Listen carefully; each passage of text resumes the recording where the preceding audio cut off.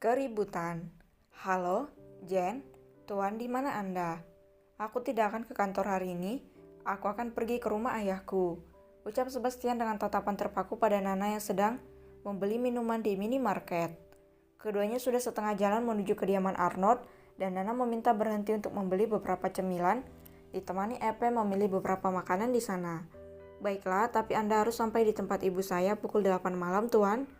Tidak bisakah aku melewatkannya sekali ini saja, Jen? Tuan, kesehatan Anda bergantung hal ini. Jangan melewatkannya atau sel-sel itu akan tumbuh kembali dan membuat hidup Anda lebih singkat. Oke, istriku datang.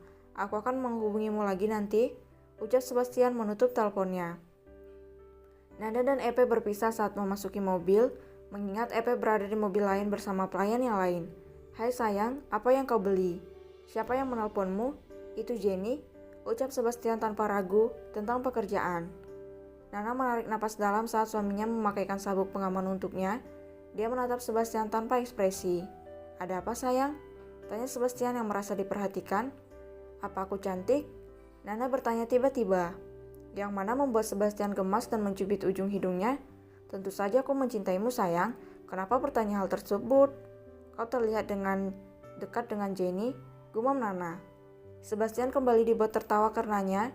Dia menyalakan mesin mobil dan mulai memasuki jalan raya lagi. Tentu saja kami dekat, dia adalah sekretarisku. Maksudku, dekat sebagai pria dan wanita. Oh, ayolah sayang, hanya kau yang ada di hatiku. Semua yang ada dalam diriku ini hanya milikmu. Nana terdiam, dia mencoba mempercayai. Kau sering menelpon Jenny? Saat Hans menjadi sekretarisku, dia juga sering menelponku. Bisakah kau mengganti sekretarismu? Sebastian terdiam, dia tidak bisa menggantinya dengan sembarangan orang, apalagi Jenny sudah tahu banyak rahasia perusahaannya. Tidak bisa sayang, Jenny sudah sangat aku percaya, dia adalah sepupu Hans, ingat, tapi aku cemburu. Tidak ada yang perlu dicemburukan, seharusnya semua wanita di dunia iri padamu karena kau adalah wanita yang paling aku cintai. Pesta itu berlangsung dengan meriah bahkan didatangi oleh banyak rekan bisnis Arnold, yang mana membuat Sebastian mengepalkan tangannya. Dia mulai kesal apalagi mendapatkan banyak telepon dari Jenny yang mengharuskannya untuk segera pergi. Teleponmu terus berdering, Mas, ucap Nana. Aku akan mengangkatnya sebentar, sayang, ucap Sebastian memberikan kecupan di pipi istrinya. Sebelum melangkah pergi, dia meninggalkan Nana untuk berbicara dengan beberapa tamu wanita di sana. Senangnya mendapat istri seperti Nana, dia mudah berbaur dan tidak pernah memikirkan pendapat orang lain. Halo, Sebastian mengangkat teleponnya.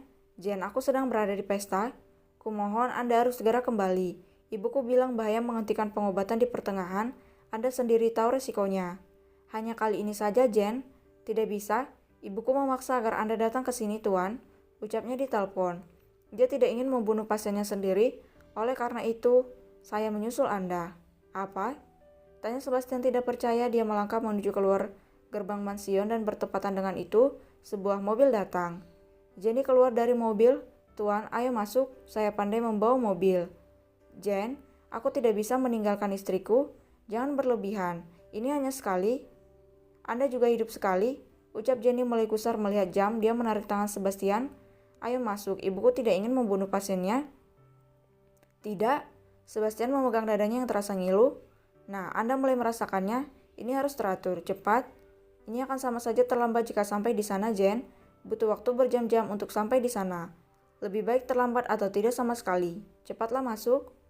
Di saat keributan itu terjadi, Nana keluar untuk mencari suaminya, dan dia mendapati sosok itu sedang bersitegang dengan wanita lain, apalagi tangannya menyentuh tangan Sebastian. Hei, apa yang kau lakukan? Sayang, lepaskan aku. Jenny? Ah, jadi kau yang bernama Jenny. Nyonya, tolong saya untuk membawa suami Anda. Apa maksudmu? Tanya Nana yang malah tersulut emosi. Jenny, hentikan, ucap Sebastian. Tuan, Anda harus ikut saya ke rumah dengan segera. Rumah? Apa maksudmu? Kau akan membawa suamiku kemana? Nyonya, tenanglah. Ini tidak sesuai dugaan Anda, dia sedang sakit. Jenny, hentikan, ucap Sebastian lagi. Dia harus pulang sekarang. Kau tidak bisa membawa suamiku seenaknya. Dia akan mati. Kau bicara apa? Brooke, suara jatuhnya seseorang mengalihkan pandangan dua wanita yang sedang bersitegang itu. Mas, Tuan. Kenyataan. Arnold mendengar kekacauan terjadi saat pestanya, di mana menantunya tiba-tiba hilang dan Hans panik. Begitu juga dengan Sebastian. Arnold tidak menemukan pria itu dimanapun. Apa yang terjadi, dia harus tahu. Namun sebelum itu dia harus menyelesaikan pesta dan memastikan tamu pulang. Buat tamu pulang lebih awal, ucap Arnold pada salah satu pengatur acara. Baik tuan. Daddy, ucap Mikhail mendekat sambil menggesek mata dengan tangannya. Dia merentangkan tangan meminta digendong. Arnold melakukannya, dia menggendong Mikhail dan mengusap punggungnya. Kenapa tidak bermain dengan yang lainnya? Mereka harus pulang karena mengantuk seperti Mike. Ah, benarkah? Saat keduanya sedang berbincang, seorang wanita dengan membawa anaknya itu mendekat. Tuan Arnold, ini pesta yang sangat menakjubkan. Saya harap Mike dan anak saya bisa berteman dan menjadi lebih dekat, tapi kami harus pulang sekarang. Aku memahaminya. Terima kasih telah datang. Sampaikan salamku untuk suamimu. Baik, tuan. Ucap wanita itu kemudian menggendong anaknya supaya bersalaman dengan Michael.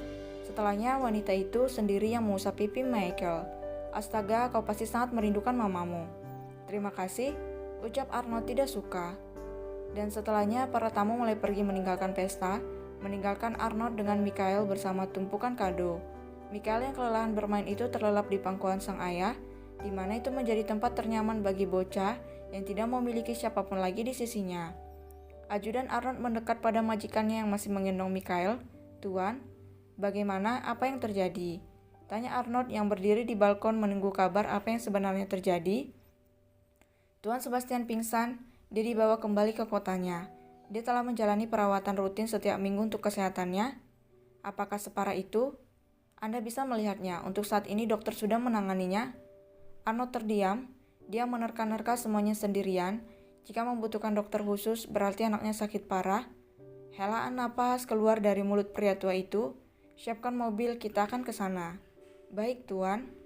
Kecupan mendarat di kening Mikhail. Arnold melangkah ke dalam rumah supaya angin malam tidak menerpa tubuh sang anak. Memberi isyarat pada pengasuh Mikhail supaya mendekat, kemudian menyerahkan putranya secara perlahan supaya tidak terbangun. Aku harus pergi, katakan padanya aku harus bekerja. Baik, tuan. Jaga dia dengan baik. Nana terdiam mendengar penjelasan Hans tentang apa yang terjadi dengan Sebastian, tentang apa yang menjadi tujuannya, alasan dia merahasiakannya dan juga hubungan sebenarnya dengan Jenny. Untuk menghasilkan lebih banyak uang, Nana tertawa tidak percaya dengan air mata yang berjatuhan. Bagaimana dia bisa menikmati semua uang yang dihasilkan oleh Sebastian jika pria itu meninggalkannya dengan anak mereka? Ternyata ini alasan Sebastian terlihat tidak bahagia dengan jenis kelamin anak dalam kandungannya. Kenapa dia bekerja mati-matian dan pulang larut bahkan tidak pernah pulang? Suaminya sakit dan dia tidak memberitahukan itu agar dirinya tidak khawatir. Situasi macam apa ini? Sebastian seolah mempersiapkan dirinya akan mati. Pria itu sepertinya sangat percaya diri untuk mati dengan meninggalkan banyak harta untuknya. Nyonya, Anda baik-baik saja? Tanya Hans. Nana mengangguk dan mengusap air matanya. Dia menengok menatap pintu kamar rawat Sebastian. Dirinya dibawa ke rumah sakit tempat Ibu Jenny bekerja untuk mendapatkan perawatan yang maksimal. Berada di lantai PPIP hanya ada beberapa kamar di sini sehingga lorong terasa sepi. Nyonya, Tuan hanya mengkhawatirkan Anda dan anak kalian. Dia ingin menjamin masa depan kalian. Nana hanya tersenyum sinis, tapi dia tidak menjamin masa depannya sendiri. Gumam Nana seolah putus asa. Matanya kembali menatap pada pintu saat perawat keluar dari sana. Nyonya Hotman, Tuan Sebastian sudah sadar. Nana terdiam atas pernyataan perawat itu, membuat Hans memberikan tatapan supaya meninggalkan mereka. Nyonya, aku akan menemuinya. Ucap Nana berdiri dan melangkah dengan lelah menuju ruangan Sebastian. Tangannya tetap menyentuh perut demi mendapatkan rasa tenang. Jantungnya berdetak kencang saat membuka pintu. Ada ketakutan di matanya. Dia takut sendirian, dia takut kehilangan. Nana tidak ingin kehilangan Sebastian. Maka dari itu, saat tatapan Nana bertemu dengan Sebastian, melihat bagaimana pria itu tersenyum dan merentangkan tangannya, seolah ingin Nana berhambur ke dalam pelukannya. Namun, hal itu tidak pernah terjadi. Nana malah berdiri di sana, kemudian mulai melucuti perhiasan yang terpasang di tubuhnya. Dia melepaskan cincin, anting, kalung mahal, dan gelang bertaburan berlian yang diberikan Sebastian ketika melakukan itu. Air mata menetes membasahi pipinya. Sayang, ucap Sebastian yang khawatir. Dia menurunkan tangannya dan hendak melangkah mendekati istrinya. Tapi Nana berjalan mendahului, mendatangi suaminya kemudian berhambur ke dalam pelukannya. Kau adalah harta yang paling berharga untukku dan baik kita, Mas. Jangan hanya memikirkan masa depanku. Higgs, tapi pikirkan masa depan kita.